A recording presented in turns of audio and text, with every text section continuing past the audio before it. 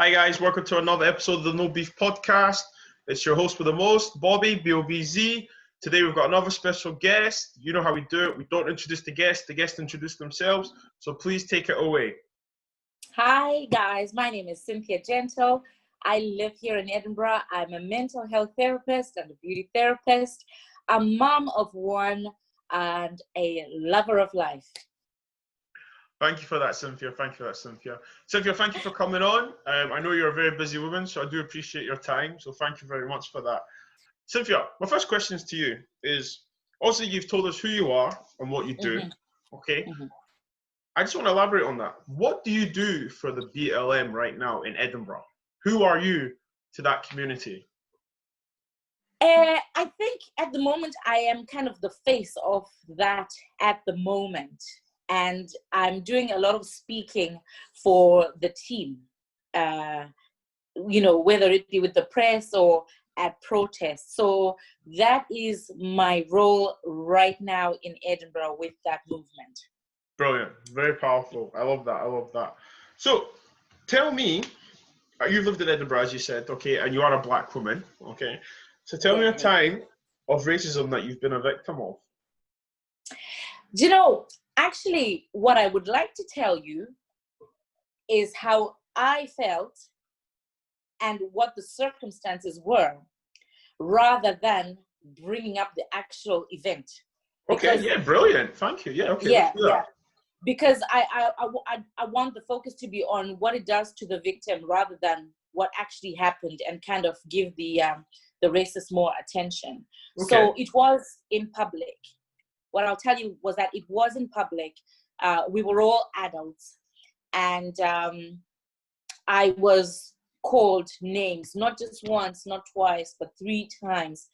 And the people that I was surrounded by were people I called friends. And not a single person confronted this person who was abusing me. Nobody jumped in to stop anything. They just went with it and even laughed. So being in a group of people and being singled out, left all alone to carry this, to feel this shame, to feel threatened on my own with no support, with people who I have come out with as friends, was the most frightening experience, because I did not feel safe.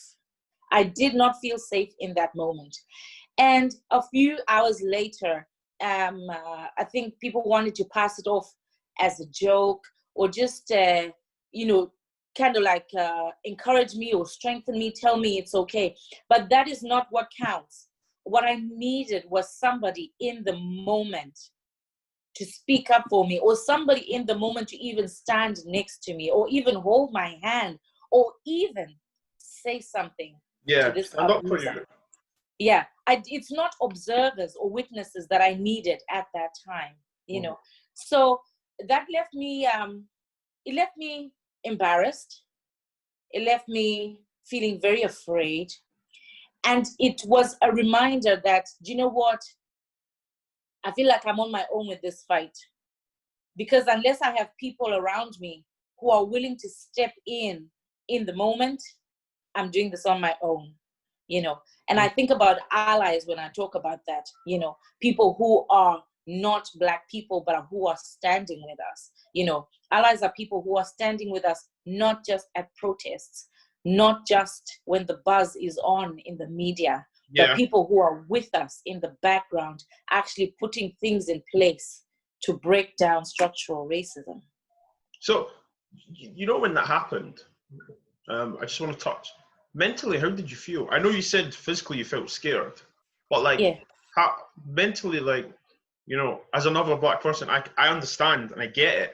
But just for the people that are watching, can you talk us through, mentally, what that done for you? It's something that mentally, of course, the shock of the moment, and then it lingered for days. It didn't just disappear the next morning when I woke. I carried that with me for, I would say, at least 2 weeks, because all of a sudden, I'm not feeling safe, and I'm not trusting people around me. So mentally, it wasn't good for my mental health to feel unsafe, and try to act like everything is okay is a burden a lot of Black people carry. Do you know what you're telling me? It's all facts. It is a burden we carry, and I think that's why sometimes, we are angry, we are upset. I think sometimes it's the reason why we snap. Sometimes when I say snap, guys, I mean that, when we talk about racism as Black people, it does bring up a trauma, a mental health part where, like, we're so angry, frustrated, and enraged. We're like, you just want to be left alone, and talking about the voices, okay, that you were saying earlier, the Black community have a voice, okay, for yourself, for the BLM. However, we need other voices. Would you agree with that? And if so, who do you think should be our voice? Well, the Black voices have been speaking for a long time. Here in Scotland, Black voices have been speaking for a long time. The truth of the matter, Bobby, is that this is not a Black person problem. This is a white problem. And it's going to take white people to fix this. Yeah. Okay. Because we didn't create racism, We didn't create this. We didn't create this, And no matter how many of us get together and speak as loud as we can, if nobody is firstly listening, it's pointless. Yeah. Secondly, if nobody's willing to take action, it's pointless. It's one thing for the government to listen to what Black people are saying and to do all sorts of research and draw up policies, but it's another thing if they're not willing to implement these policies. Yeah. We've spoken, we have been talking for a long time, but after the listening, what happens? It's not in the number of Black people speaking, right? It's the message. Now, the message can be said by one person. The message can be said by 10 million Black people. It's the same message requiring action. Without action, there's no point in us speaking. So let's elaborate on that. Without action, there's no point speaking. Actions speak louder than words, okay? Mm-hmm. So we're both agreed in that. Now, we can sit here and talk about our experiences, we can exchange stories on how we felt and stuff. But like you said, action speak louder than words. Now, we both love our city that we live in. Yep, happily, okay? Yeah. But action-wise, what would you like to see happen? And let's not be naive. We know this is not going to happen tomorrow, next week. But in the next 5, 10 years, 15 years, 20 years, what action do you want to see? Because I know what I want to see. But what I want to hear it from you as a Black woman that lives in the city. What would you like to see? Well, the first thing I would like to see is that 15, 20 years down the line, the first thing that comes up when my name comes up is not the color of my skin, as in the limitations that society has put on me. What I would like to come up 20 years from now is for Black people to be visible, not just on race issues. Black people to be contributing to Scottish society in all different, in many different ways, in ways they're qualified to do, and without worrying about being abused, or without worrying about being appointed into positions to tick boxes for diversity policy reasons, That's what I would like to see in the future.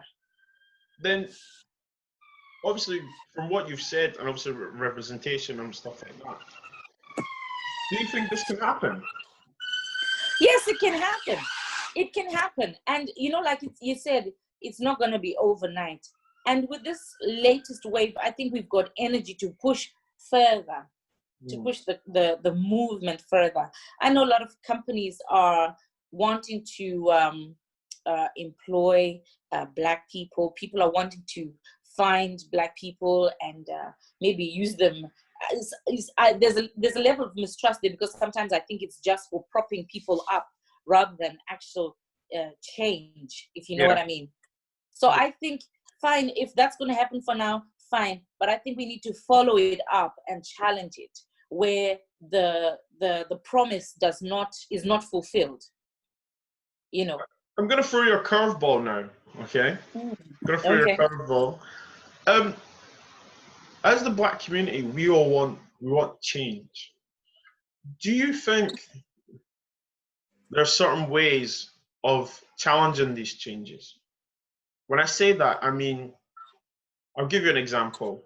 We protested peacefully. Yes. Okay, and I loved that. I was there. Mm-hmm. It was powerful. I heard you speak. There's other places. Let's not say Scotland, because I'm not gonna put Scotland in that paint that with a bad brush, because Scotland was all peaceful and stuff. What do you think of like people that challenge us for speaking up? When I say challenge, I mean the people that come to fight, to cause violent disorder. What do you think of that? I mean, I get angry when I think about it. When I say angry, I mean frustrated, because I don't think they understand or they get, you know. And for me, it does make me angry. It makes me sad that people are actually trying to challenge this. And I'm not going to say anti-racist or anti-black or anything, because I do think some of these people are jumping on a bandwagon. I think some of these people are just trying to be cool, social media and stuff, because I think if their parents or their family members or relatives told them what was actually going on, I think I'd like to think they would think twice about doing this. But what do you think? Because, you know, as a black man and as a black woman, okay, we come across obstacles every day, okay? As soon as we leave our house, we're on the defense, okay? Let's Yeah. be honest. Let's say how it is, Yeah. okay? Yeah. We always are aware of the unexpected. Yeah. And when it does happen, we're not shocked, we're not surprised, you know? Yeah. So how do we combat that? And what's your thoughts on people that try and combat our community trying to speak up? Well, that's the mentality that we're up against. That's that racist mentality. You know, that is a way of people thinking that Black people speaking up is a form of threat. You know, which it isn't. The media and the system have kind of made out Black people to be violent, aggressive, and Yep. that kind of thing. So anything to promote that, some people are willing to jump up on, right? So there are places that have been in this fight much longer than Scotland, and like, for example, in America, that society is so different from us because these people are carrying guns. Yeah. Their level of violence is something that is something we cannot even begin to understand here in Scotland, right? So if you give people that pass, that people can carry guns, you are allowing a certain level of violence in society. And that violence is carried out not just by Black people, but white people as well. But because of the racism, it's the focus on when Black people are entangled or set up to look like violent, aggressive people. There's so much violence in that society that what you see at protests is a drop in the ocean, right? Mm. And there are people who turn up to disrupt and distract from the message and cause confusion. And we are aware of that. That doesn't happen just in America. That happens even here, But it makes me angry because when people want to silence my voice, I feel as if I'm having a right taken away from me, because what I'm asking for is nothing more than anybody else has a right to.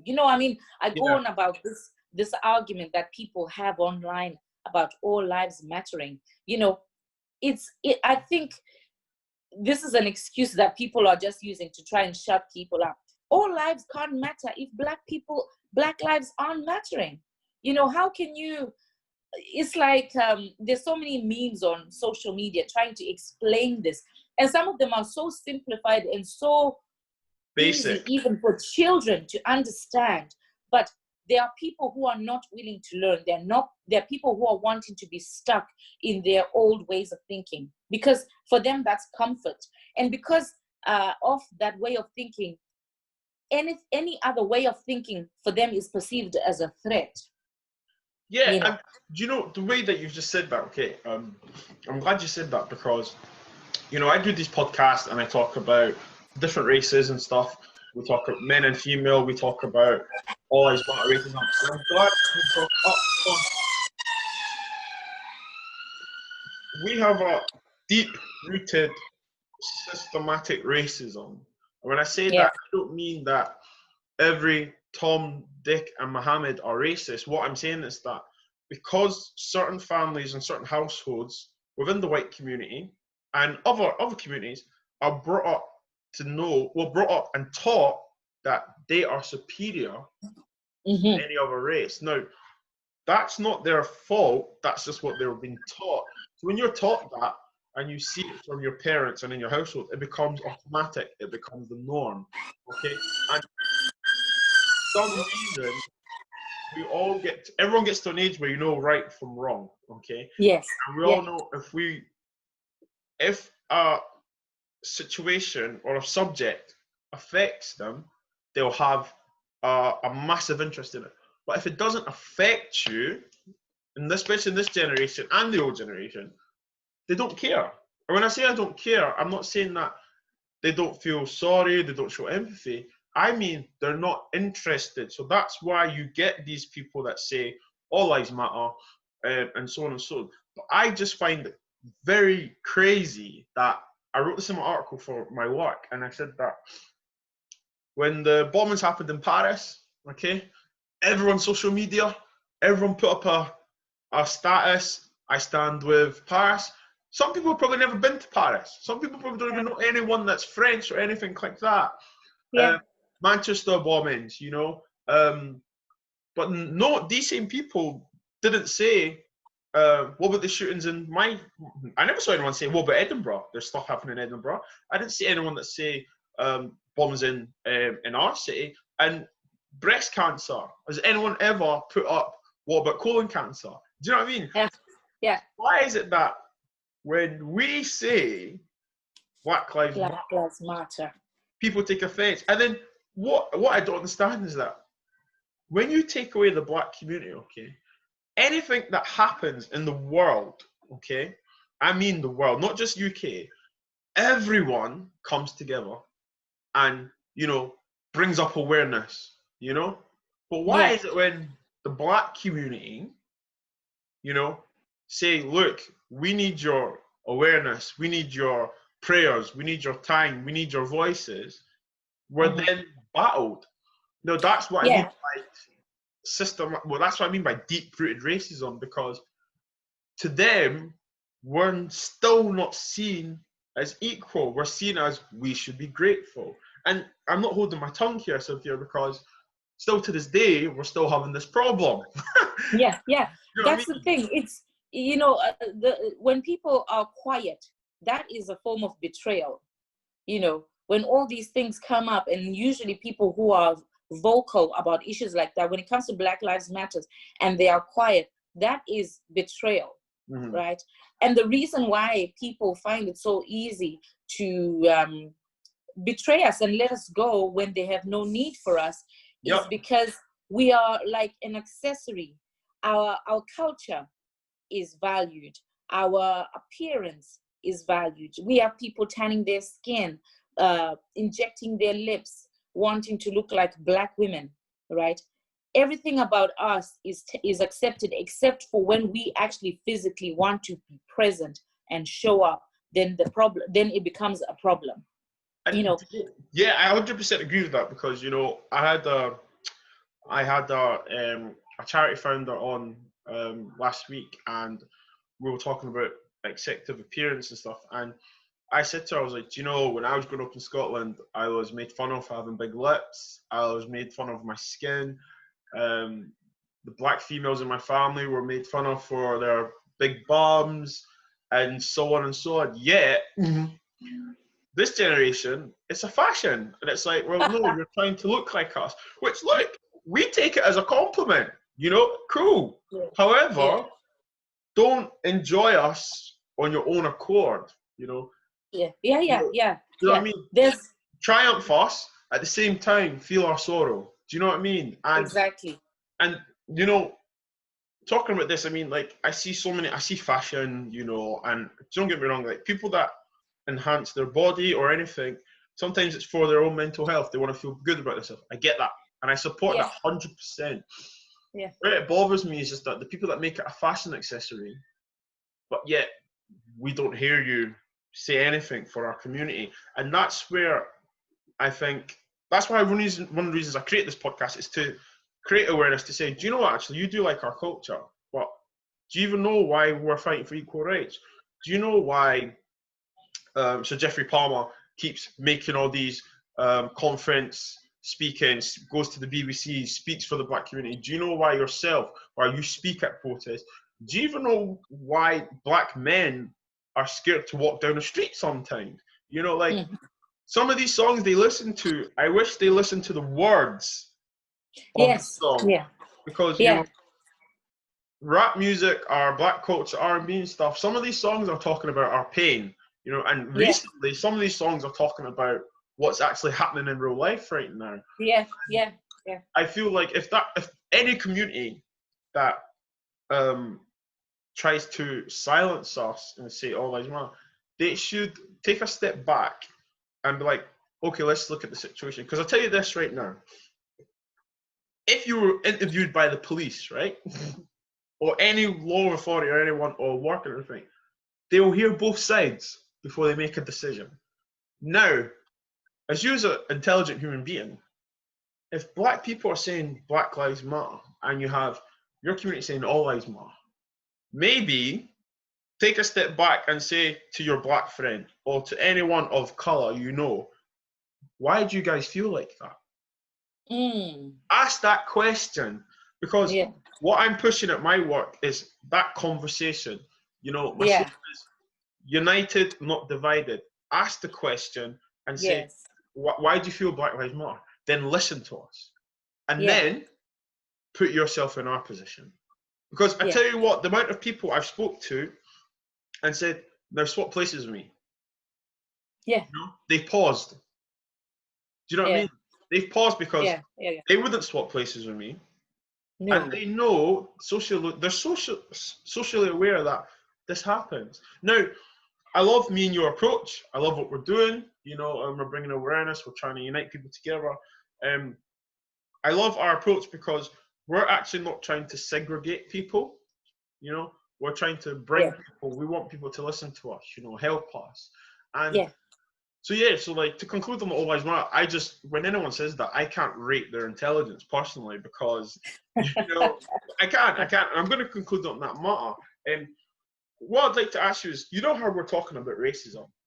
How do you feel talking about it in general? You know, when someone asks you a question, do you feel, because I know when I get asked about racism, I normally say, how long do you have?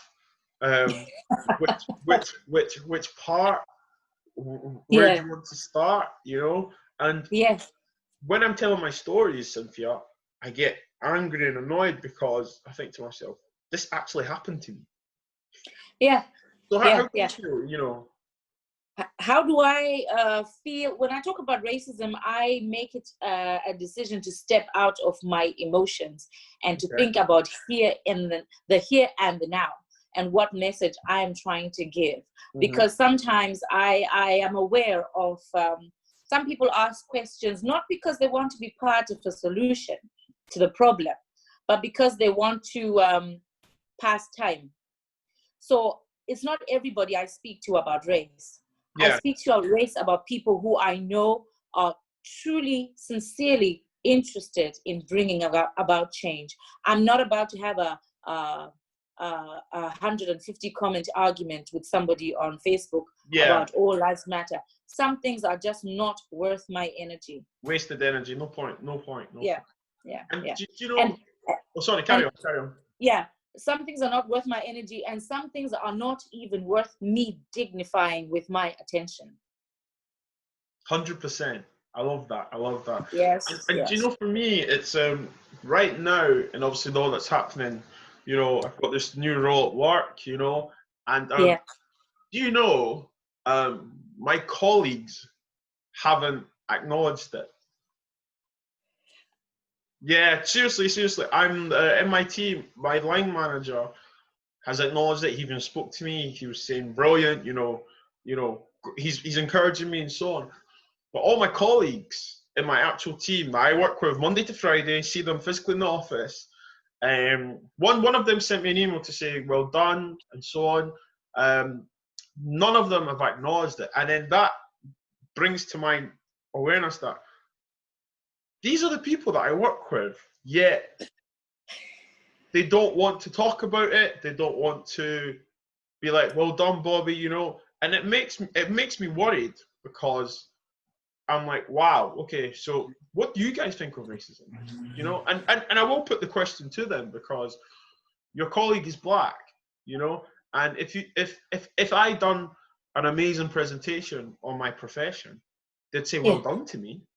Yeah. You know what I mean? So why, when you see me making a stand for my community within our workplace, there's no applause, there's no acknowledgement, and that just shows me, and it proves me right, that there is a problem. There is a problem. There is a problem. Because you still to this day haven't acknowledged the fact that your black colleague is in this new role for the community, yet there's no support, no nothing like that. So I think we're lucky that we have time, but I think we need to change, like, dramatically. And I'm not saying it's going to, like I said earlier on the shows, I never said it was going to be overnight or if it's going to take time, but I think if we can change minds, then that's the ball rolling. And I'm aware that I am changing minds at my workplace. I know people in society are changing their minds.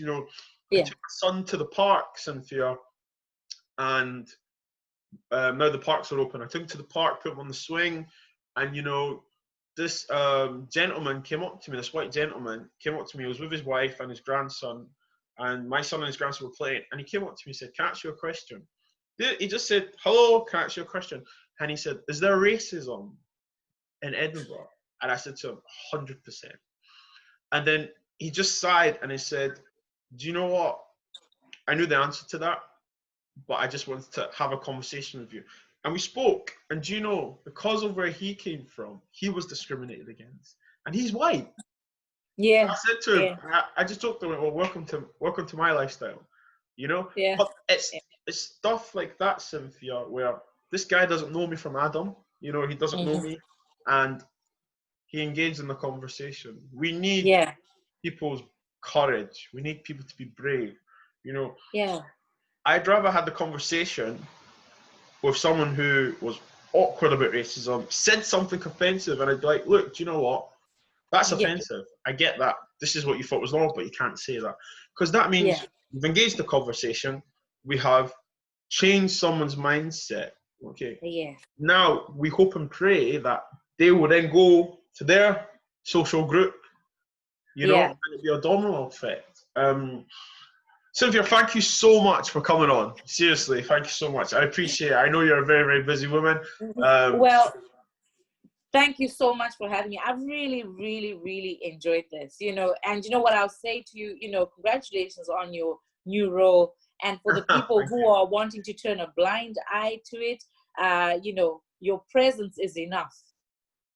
100%. Your presence is enough. I think it's going to get their minds thinking about some of the things that they want to ignore. You are there, and your presence is enough. Thank you so much, Cynthia. Guys, it's safe to say there's no beef between me and Cynthia. Thank you again. Please listen, learn, and share. Take care, Cynthia. All right. Thanks, Bobby.